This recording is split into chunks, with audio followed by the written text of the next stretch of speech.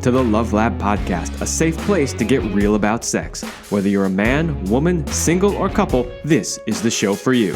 We are your hosts, Kevin Anthony and Celine Remy, and we are here to guide you to go from good to amazing in the bedroom and beyond.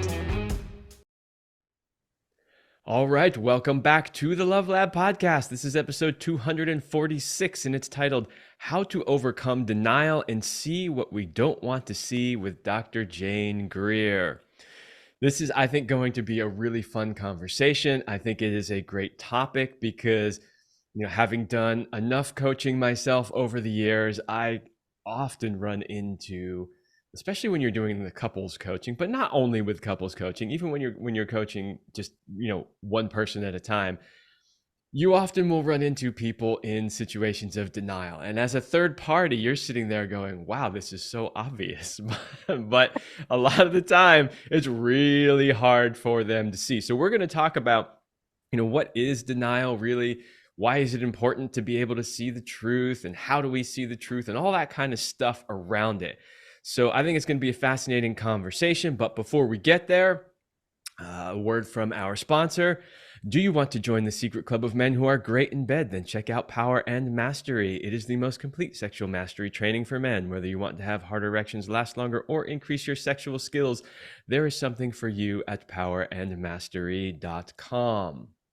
As you know, that is the men's sexual mastery program that Celine and I created. It's fantastic. We've been getting amazing feedback from it for several years now. I highly suggest if you have any of those issues, you go check it out.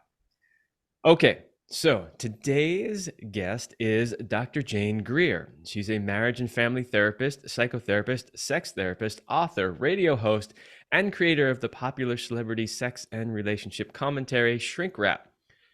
Through her media collaborations and expert insights, she has been recognized as a leading national expert in sex, love, and relationships. I can't think of a better guest to have on the Love Lab podcast whose subtitle is Sex, Love, and Relationships than Dr. Jane Greer, who is an expert in sex, love, and relationships. So welcome to the Love Lab podcast. Thank you. It is a true pleasure to be here. And isn't that what sex is all about? Or supposed to be about, true pleasure. Indeed. I was actually on a coaching call the other day, and I was speaking with a client, and I don't know why this phrase popped into my mind, and I apologize if it offends anybody, but I just looked at him and I said, you got to make sex fun again. And I said, that's it. I'm making t-shirts. Make sex fun again. Well said, because the truth of the matter is, in fact, one of the people I was talking with recently was saying, I feel like sex is a burden, sex is work, sex is a chore for my wife.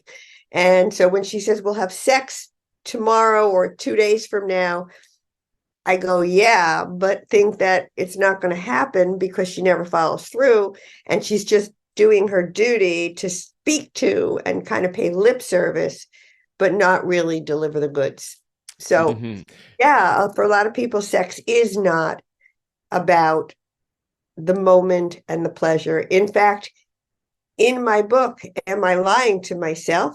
How to Overcome Denial and See the Truth, I have a chapter devoted to behaviors. And when people promise that they're going to change, tell us that things will be different, we will have sex tomorrow, I will initiate, I'll be the person who, really makes you feel hot, and then they don't.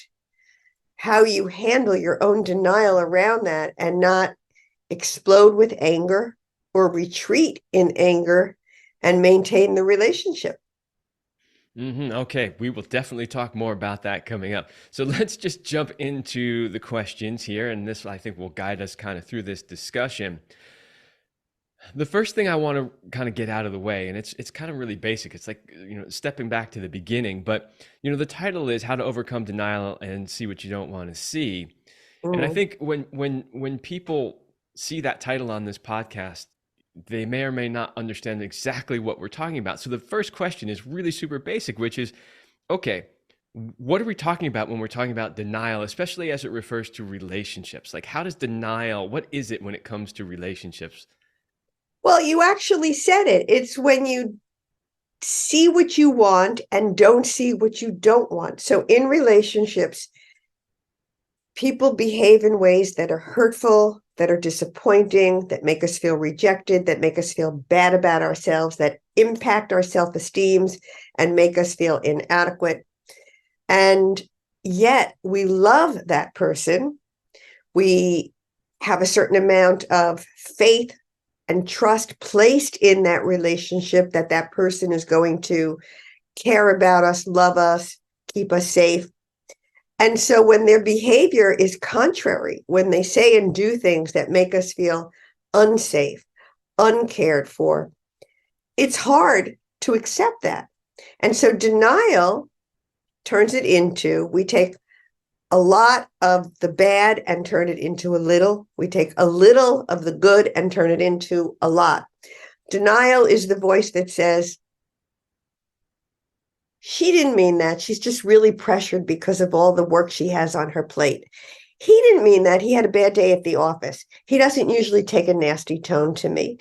We explain away and make the reality of what we're seeing disappear.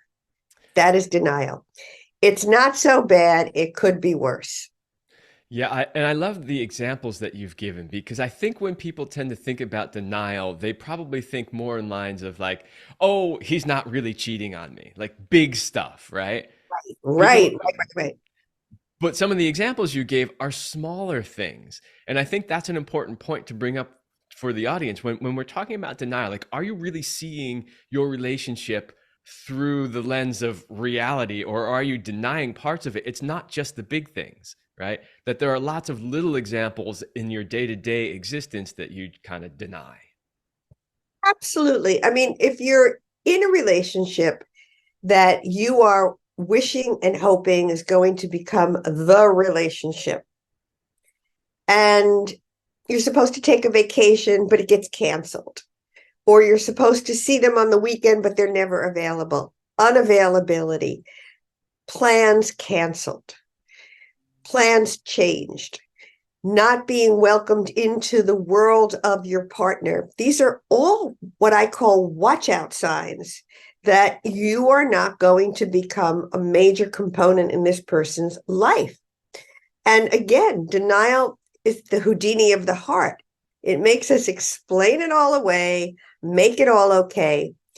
And what I say to people is, when you see little things in a relationship happening, do what I call the emotional math. Put it on paper, write it down so you have the whole picture in front of you, because it's not a happening, it's the happening. It is the relationship.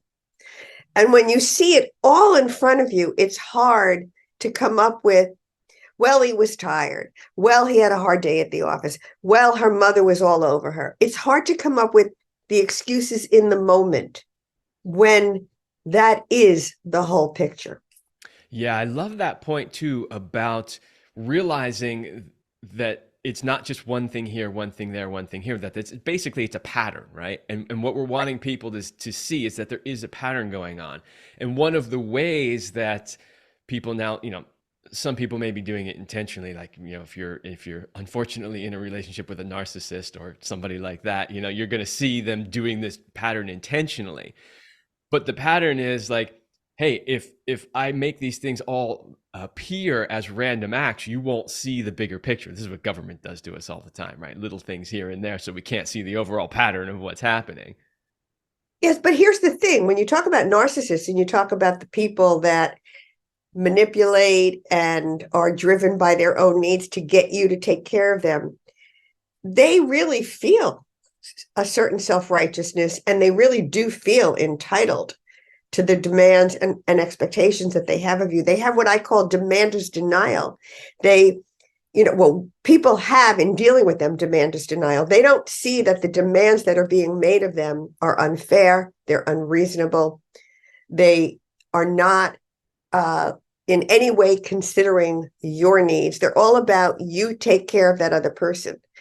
And when you try and advocate for yourself and get the other person to understand, you're locked into what I call dementor's denial. Your denial of who this person is, that they're narcissistic, they are never going to accept, respect, or acknowledge your need.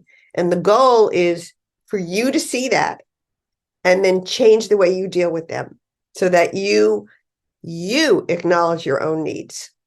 Yeah, and that kind of leads us into my next question, which is okay, so we've defined what we're talking about when it comes to denial, and we've given some examples that can help people see, oh yeah, I didn't realize that was actually denial that I was doing. But now the next question is, how important is it really to see the truth? Like, because some people might say, well, it makes me feel better if I deny a few of those Yeah. little things. But yeah, Who can blame them? It does. It absolutely does make you feel better. But denial is what I call a pick your poison. It's the short run versus the long run. In other words, if you don't see the truth, if you deny it, you can prolong your unhappy, anxiety ridden, potentially miserable, and certainly disappointing situation, be it a relationship, be it work, be it a friendship. So you can prolong it by way of they're not doing it, wishing and hoping, which I call a component of denial, believing what you're told when they tell you, no, you've got it all wrong, I'm not doing that. All the elements that go into denial. But when you do that, inevitably and eventually, the reality will rear its head and come out, and you will have to deal with it. And it's like disease. It's like illness. People deny that they have a bump or a lump or a pain. And by the time they get to the doctor, instead of it being treatable, it's stage 3 or 4 of cancer. So denial makes you think it could be worse. In truth, it's worse than you think. And if you acknowledge the truth, you give yourself the room to tackle it, to problem solve it, to confront it directly, to make changes, and ultimately to make your life better. yeah, that was so perfectly said. I have no real follow-up on that. Like that is, if we were going to explain why it's important, that's it right there. Like Thank you so much. just rewind, audience. If you didn't get it, just rewind and listen to that over again. Understand why that's important. Okay, so we know what it is now. We know why it's important. Let's talk about some more little details about denial. Like one of the questions I had, because this came up in the pre-interview that you and I did, was how denial is often used as a defense mechanism. I wonder if you could explain that a little bit. Well, denial is a defense mechanism. It buffers the unimaginable, the pain and the anguish that if we were in full and complete touch with it would overwhelm us and be impossible to bear. So we have denial inevitably when we learn of it, somebody that we love dying or having an illness. We say, it can't be true. It's not possible. We say, I don't believe it. No way. If somebody has betrayed us, we say, he, she, they would never do that. It rocks our core. It shocks our system and takes us to our knees in terms of what we believe, that this person loves us, cares about us, that our father or our mother would not die.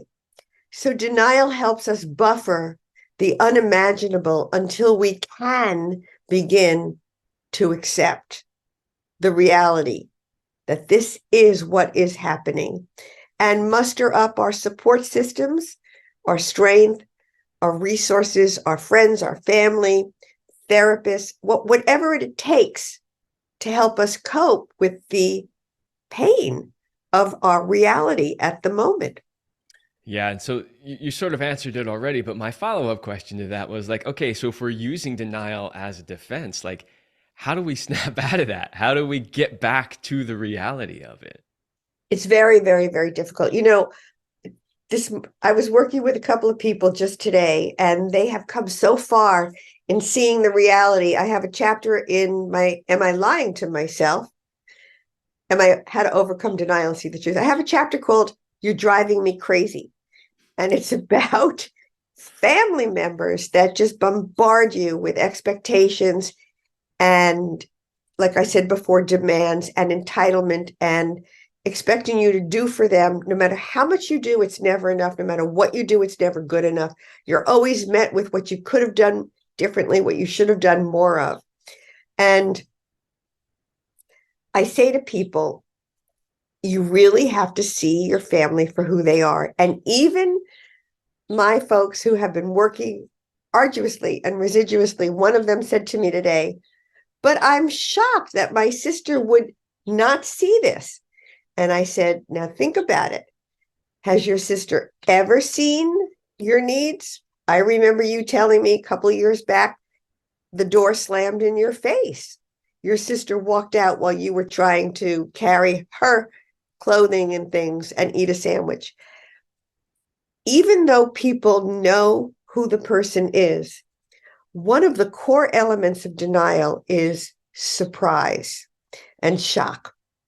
And you know you're in denial if you're seeing somebody's behavior and you're surprised by it. If you're living with an alcoholic and he or she drinks all the time and they tell you they're going to stop and it's going to be different and they make all the promises, and then, life is, we get carried downstream. We do what we need to do. We go about our lives. But you believe that, well, they said they're going to stop.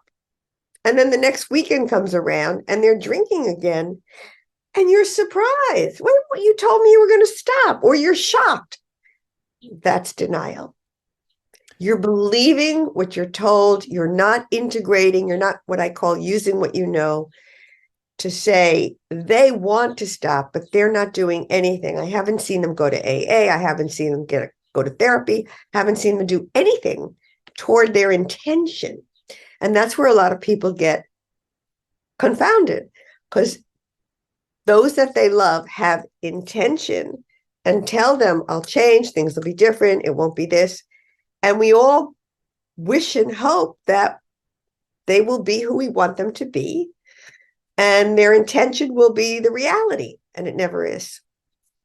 Ooh, that's a whole big subject in and of itself. Maybe we'll get back to that, but you just mentioned that that's one of the ways, and I know that you have at least 4 signs that denial is happening in a relationship. So since we kind of started to talk about one of them, let's continue on and talk about what are the other signs that denial is happening in a relationship.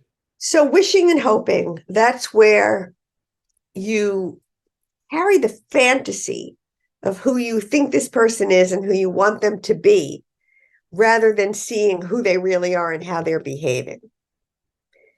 Missing the signs is another.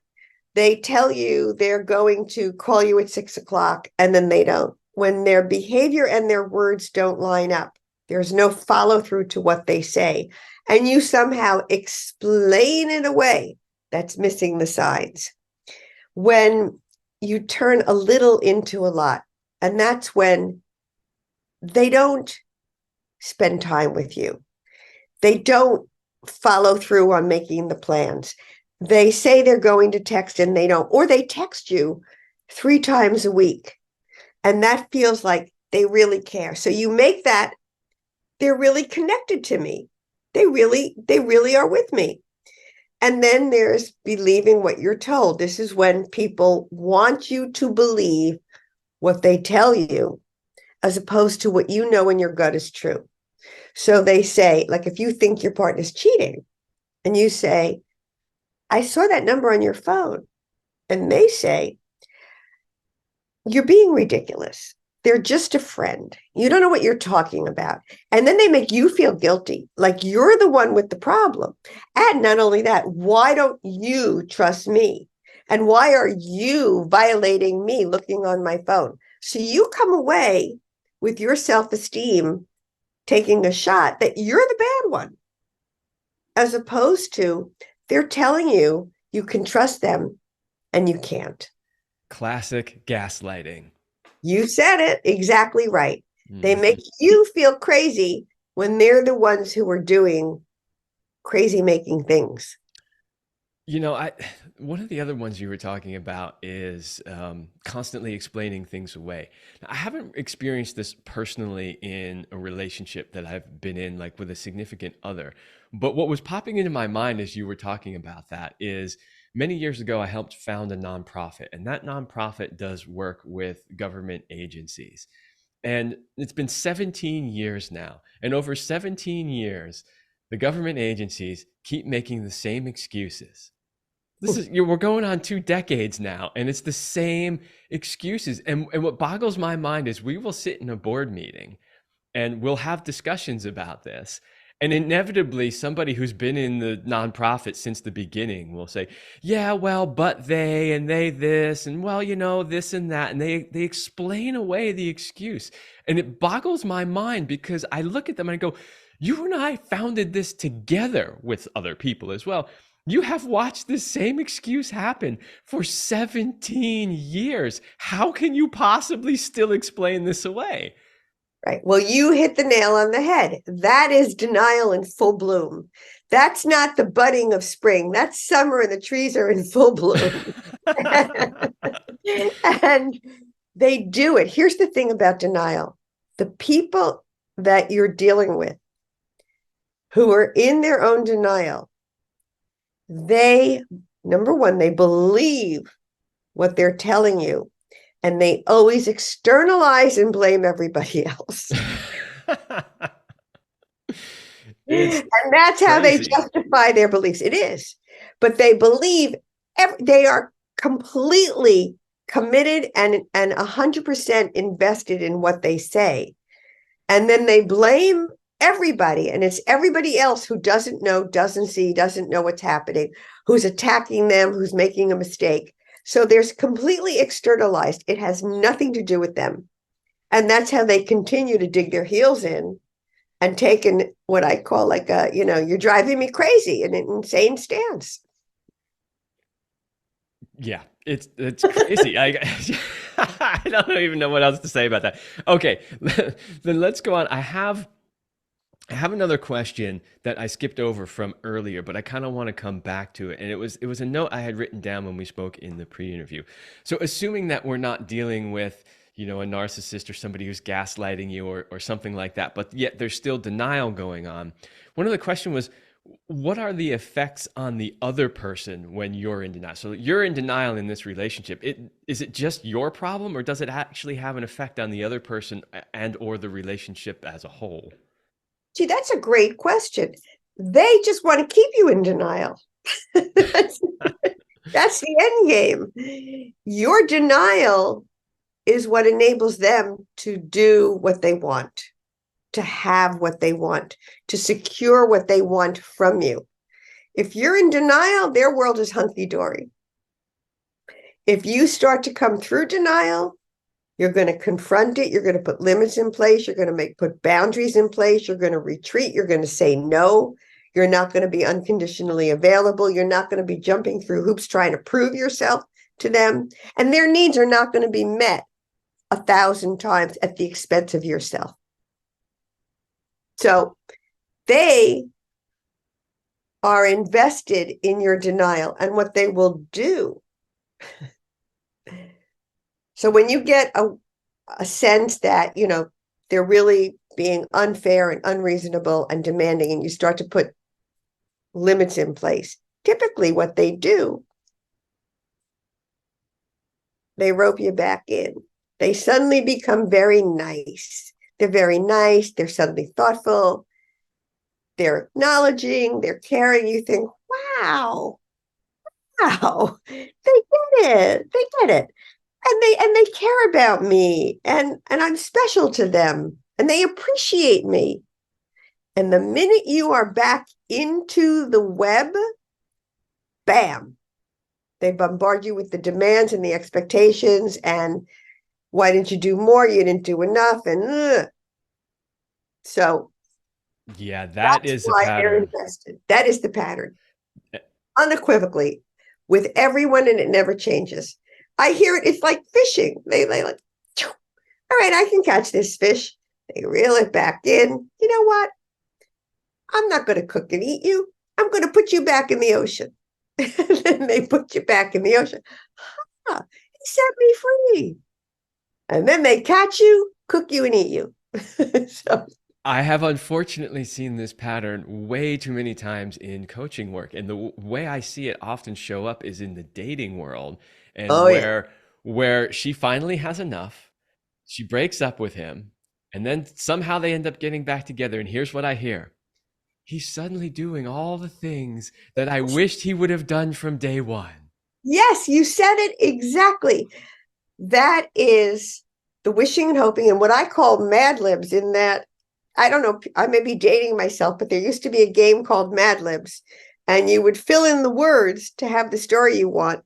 People fill in the blanks with their fantasy of who they want this person to be and what they want to happen, not what it's been and who they are and what's going to happen. Instead of using what they know, they go with what they wish will happen.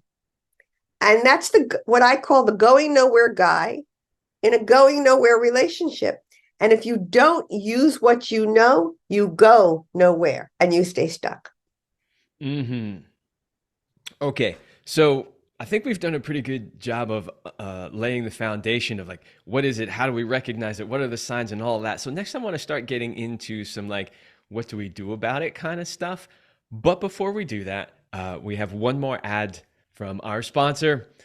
Are you a couple? Are your relationship and sex life where you want them to be? Are there changes you would like to make but don't know how? Maybe you think there's nothing that can be done. I challenge you to make this year the year that that changes.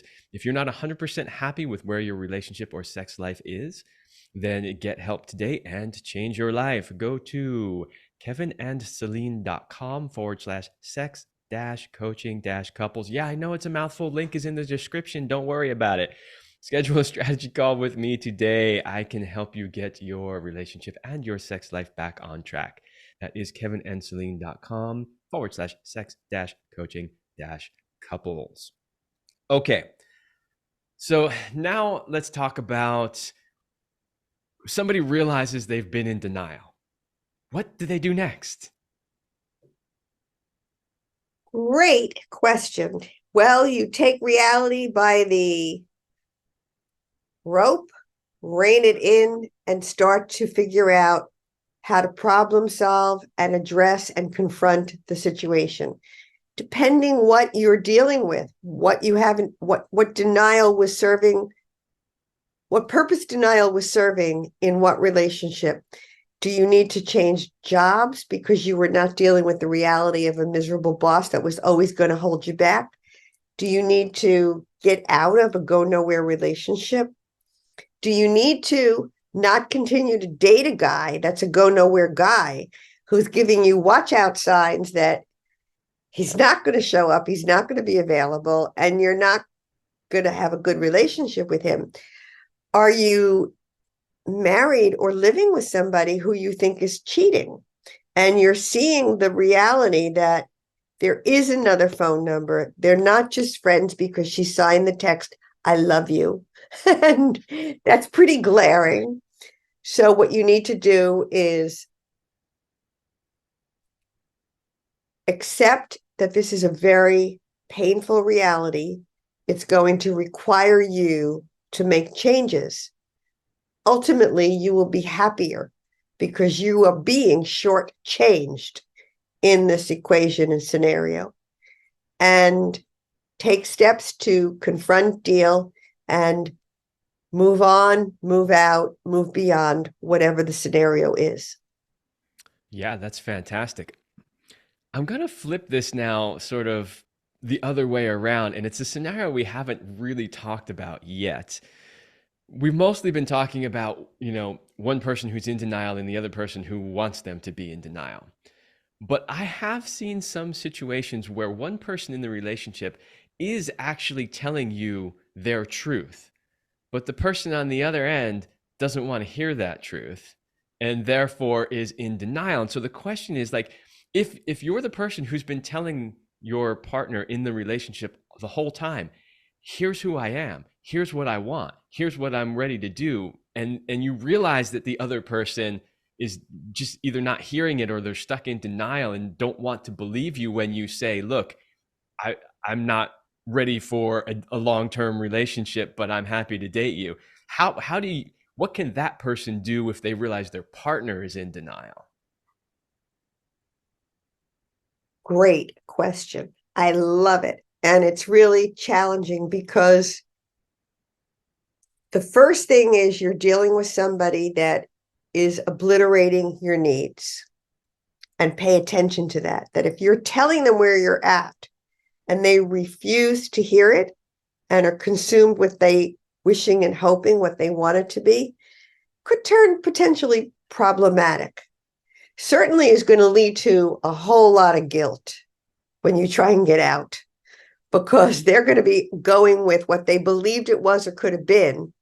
You're going to be saying, but I never said that, I never told you that. And you're going to have a tremendous amount of guilt at breaking their heart. So when they don't believe what you're telling them, that's the point at which to start to move back up, back out. Because they're not going to accept the reality and the limitations of the relationship. So is there a point to continue it? If you're not committed and you're not invested and you know you're not going to live with this person or marry them, and you're telling them, I mean, I've had people who say clear right out, I'm not going to get married. I'm not going to have children. I don't want this. And the other person believes through denial, I'll change them. They'll change their mind. And then when they don't, it's a head off. It's a David Goliath down the road. Somebody's going to wind up knocked out. So unless you can really get them to accept what you're saying, you might want to consider this is the point of which to take the fork in the road, as opposed to, trying to get them to accept a reality that is more than they can. And here's the thing with denial, the most important thing. You can never, ever, ever, ever, ever, ever get somebody to see their denial. Even as a therapist, it can take me a year, 2 years. I know from when somebody walks in on the first visit where the denial is. It may take me 2 years to work with them to get them to a place where they can see what I knew 2 years ago. Most people lock into trying to get the other person to see their truth. Forget it. Never going to happen. And the harder you try, the more entrenched they will become in their denial.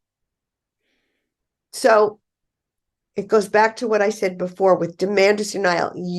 That's a demander who's demanding that you come around to their way, that you be more involved, that you be more committed. You have to see the reality that they're not going to get it and do what you need to do, even if it means getting out.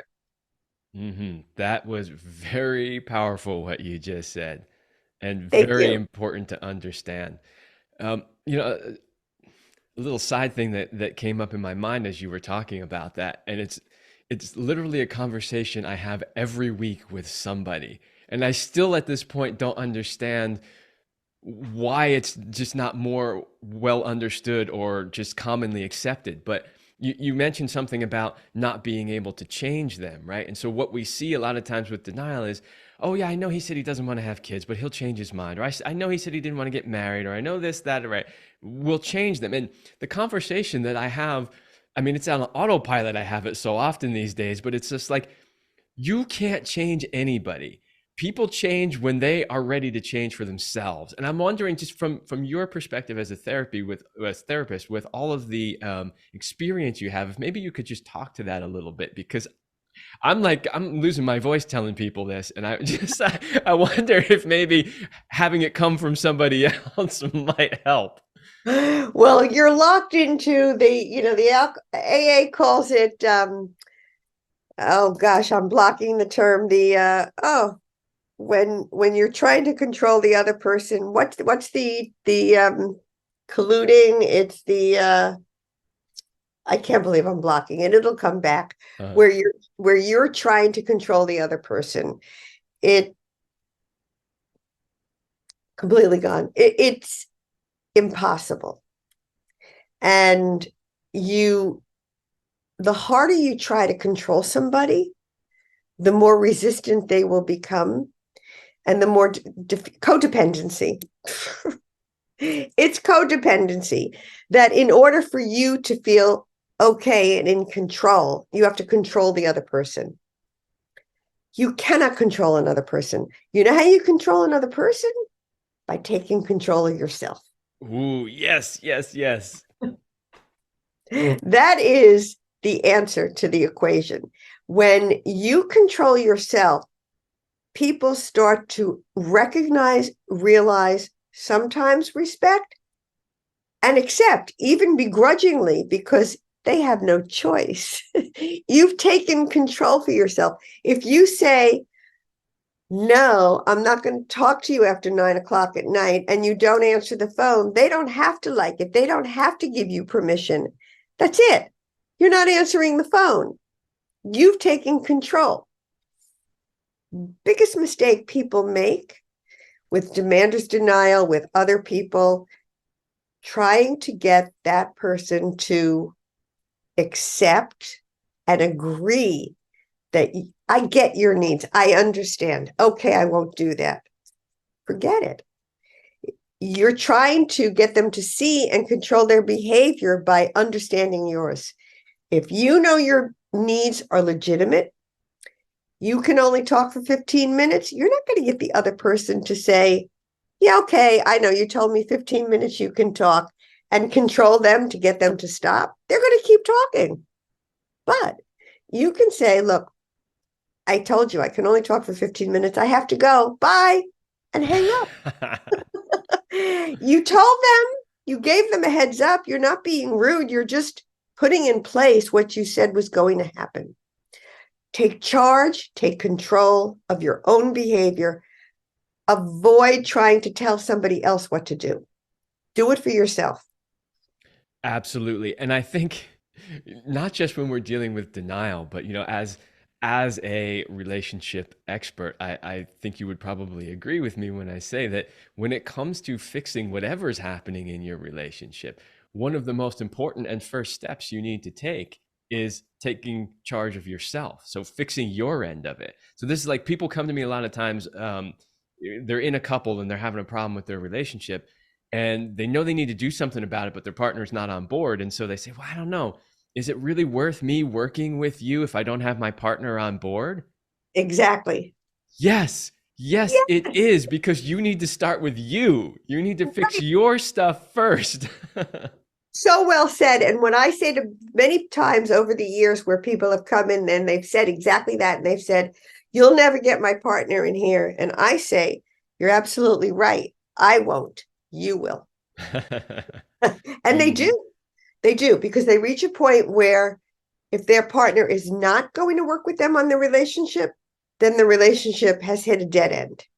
They have grown enough into themselves and embraced enough of themselves to say, I'm not settling for less. I'm not going to continue to live disappointed, empty, feeling deprived. Either they come in and talk with me, and when they present it to their partners, either we work on this or I walk out. This relationship is over. When they take charge like that, their partner takes them seriously because they're taking themselves seriously. So the partner says, all right, I better. If they want the relationship. And if they don't, so be it. Mm-hmm. You're out from under. Yes.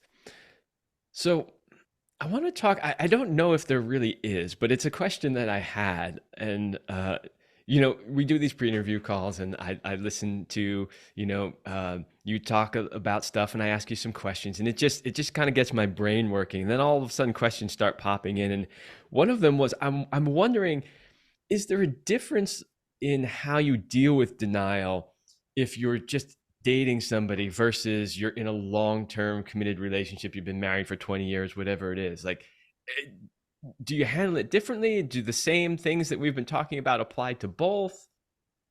Great question. And the answer is it's probably the same. So with denial, we feel in control by making it our fault, our responsibility. I'm not being understanding enough. I'm not being a good enough person. I need to be more empathic. I need to be more caring. So we give somebody the benefit of the doubt. We let them off the hook. We explain away bad behavior. We try harder to please them to win their approval. And that is true whether you're dating somebody or you're living with somebody. It's the same stylistic approach. So the denial is very similar. It just gets amped up because the circumstances get bigger. Mm-hmm. Yeah, and I wanted to ask that question because I had a feeling that there are people out there who in dating might dismiss it as being not as important, right? Exactly. And go Go ahead. ahead. No, you go ahead. Well, I was just going to say, what I kind of wanted to bring out was what you said, which is that it doesn't matter if you're dating or if you're in a relationship, that if this denial thing is happening, it's equally as important to address. Absolutely. And when dating, I have a skill called read the small print, because little things that look so tiny and unimportant. If you look at a pack of cigarettes, little tiny letters, it says, warning, smoking can be hazardous to your health. Well, hazardous is a big word. Hazardous is life or death. And that's true with dating. And little things. One of the examples I use in my book is a woman going out on a date. She said to me, it was a friend of mine, she said, well, how do I know? I said, well, small detail. If you go out to dinner and he reaches over and helps himself to your food without asking, and then doesn't offer you a bite of his food. She said, well, what does that mean? I said, well, it means he's got no boundaries. What's yours is his. He'll feel free to helping himself to what is yours. There's no reciprocity. He's not offering to return with you, giving you a bite of his food, and you're going to wind up with a very selfish man.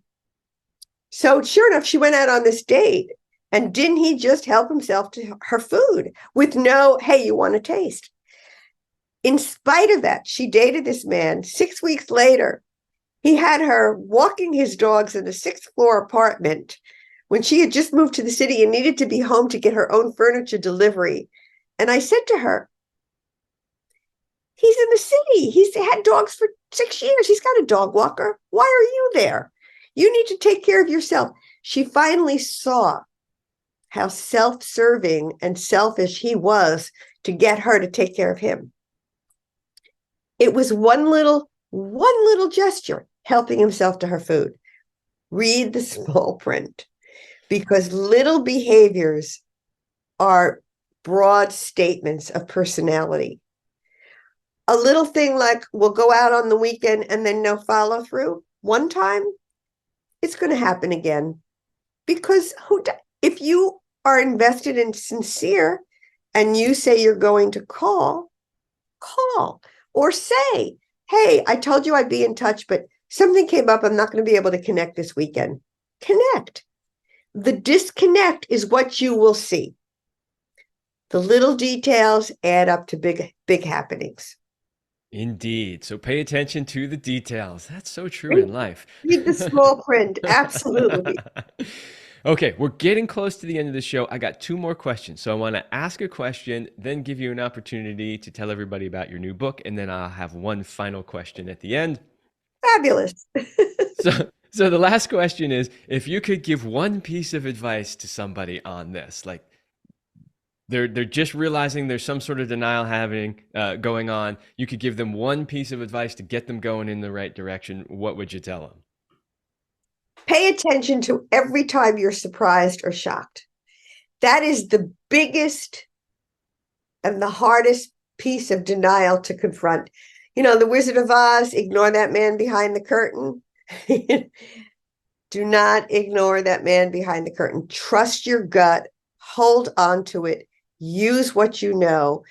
If you find yourself surprised at your partner, spouse's, boss's miserable, bad, hurtful behavior, tell yourself, I'm in denial. If this is surprising me, if I am shocked, I'm not seeing them for who they are. I'm wishing, I'm hoping, I'm missing signs. What do I need to see? What do I need to change in the way that I think? to get through this so that I am not surprised by their behavior. The goal of getting through denial is to know what to expect. So when they say or do something obnoxious or hurtful, you can laugh it off and go, yeah, that's what I figured. Yeah, I thought that about you. I heard that about you. Sure, that's what I knew you'd say that. Even more so that you start to monitor and edit what you share with people so that you don't give them an opportunity to put you down, to criticize you, to blame you, so that you're not surprised when you tell them, hey, I just got a promotion at work, and you tell them and they go, that's all you got? You know, so that you don't put yourself in a place to be vulnerable and devalued and hurt. Excellent advice. So this has been a great conversation. There's been so many good pieces of wisdom and advice in here. I really hope that people have enjoyed it thus far. And I would love for you to tell the audience how they can find more about your book and your work and anything else that you want to share with them. Well, thank you so much. Well, I would love to tell people, go to my website, www.drjanegreer.com. You can buy my book, Am I Lying to Myself? With Amazon, Barnes and Nobles, a number of other places. They're all there. Also, I have other books of interest. I have a book, Courage to Change in Love, Work, and Life. I have a book, The Afterlife Connection, if you're dealing with any kind of loss or grieving. I have a book, 101 Hottest Questions, 101 Honest Answers for anything you want to know about sex. I used to write the sex column for Redbook magazine over the years, and I compiled many of the questions and answers that I did in this book. And also, I would love to invite people to listen to my Doctor on Call radio hour at healthylife.net. It is on the first Wednesday of every month from 11 a.m. to 12 a.m. Eastern Time and 8 a.m. to 9 a.m. Pacific Time. Wonderful. Lots of great stuff there. Yeah. I just actually started reading one of your books, and so far I'm really enjoying it. So thank you. Which one? It's the Afterlife Connection one. That's the one that I started reading. So I'm so happy to hear that. I'm only about 50 pages in, but I've really been enjoying it so far. Wonderful. I read a lot of books, and there are authors that I read. I mean, sometimes they have great information, sometimes maybe it's not so great, but assuming that it's great information, some authors are really just easy to read, and some are just, it's like a challenge. You're slogging through it. You're like, the information's great, but I'm just, whatever their writing style. Yours is really easy to read and really, it flows. It's easy. It's entertaining. So I've been enjoying it. Thank you so much. Well, I have, throughout my career, from my work with patients in the office to teaching to writing books and or doing media and television, I've always tried to be user-friendly. So. That is very important. Yes, be user-friendly. Okay, last question, and this one should not faze you at all given what you've done your whole life, but we ask this to all of the guests on the show, which is, what is your best sexual talent? I am an extremely passionate person, and my passion is everywhere. Sex is pleasure, and I am unbridled in my expression of joy and pleasure with my passion, be it sexual in bed or libidinal in joyful activities. Anything that is fulfilling or gratifying, I'm extremely passionate about. I think my people who I work with know that about me. And I would say that that's pretty much constant, from in bed to out of bed to out in the world. That's wonderful. Passion is important when it comes to great sex. You said it. All right. Well, thank you so much for being on the show. I think that was really wonderful, and it was a pleasure talking with you. Thank you. I appreciate it so much. You're a terrific interviewer. Your questions were so stimulating and thoughtful and just a joy to answer. So thank you. Thank you. All right, everybody. That's all the time we have for this episode, and I will see you next week.